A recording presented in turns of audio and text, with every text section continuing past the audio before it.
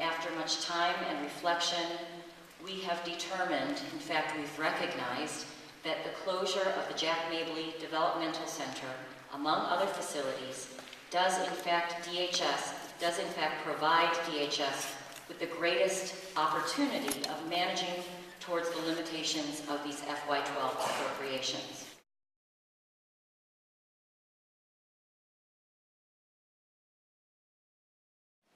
What I'm asking is the cost to operate Mabley.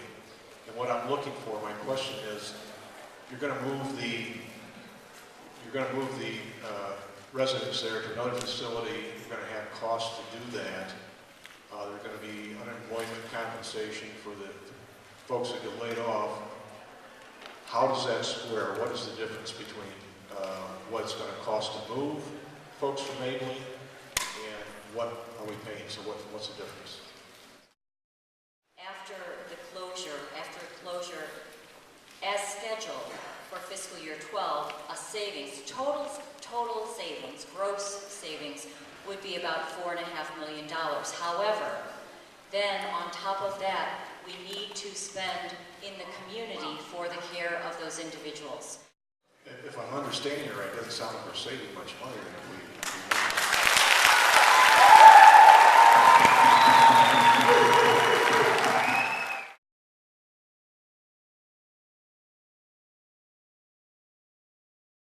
Secretary Sadler, what was the actual criteria for picking Mabley, Jacksonville, versus others that seem to be under some cloud of question by the federal government?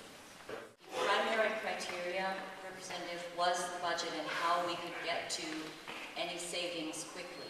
Because so much of our facilities are in fixed costs, we don't save anything until the residents are all moved out. This particular case, in the case of Mabley, their size was the predominant criteria that was used to place them on the list. Some high salary, the more we delve into what it's going to cost for the transition, the least the savings are going to be.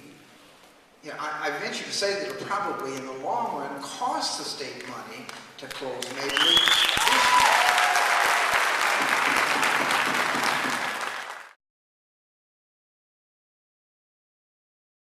I must say, there's been almost no talk about the people who work here. Well, who gives the great care that the individuals who reside here get? It's the people who work here. And just to throw them out on the street and their talents on the street. It's budget driven, they say, but it doesn't save any money. The people who reside here want to reside here, their families want them here. In many cases, they've been out in the community and have come back because the community couldn't care for them. Mr. Barrett. And I disagree with people who say, well, it costs too much money. To take care of the most vulnerable people, we should spend every dime we can muster to take care of them. Thank you.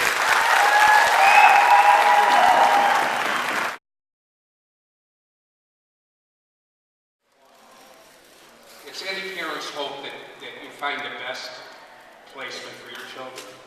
And we're sitting here and I'm listening to people tell me what's best for my boys. I'm listening to people say community placement. I'm listening that state-operated facilities don't work.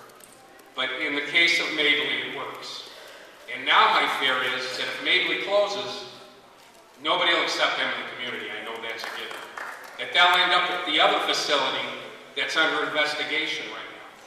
So I'm in a no-win situation, and once me and my wife are gone, there's nobody to look after my boys.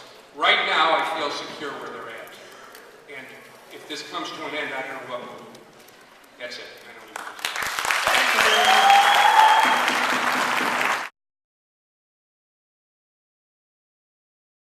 Father Michael Morris, priest of St. Anne Catholic Church here in Dixon. It is said that the church must take action above all in those places and circumstances in which the state does not guarantee persons with disabilities and their families the means for living a dignified life. Thus, I'm not asking for charity. I'm asking for justice, and that the right thing be done. The proposal to close Mabley is a complete affront to the dignity and very quality of life, as well as their rights and due justice. say nothing and to allow the governor to take away essential and vital, fundamental, justly needed services for our citizens is to be abhorred, struck down, and exercised in consideration now and always. We must pursue more rational policies if we are to remain decent people. Thank you. Thank you, Phil.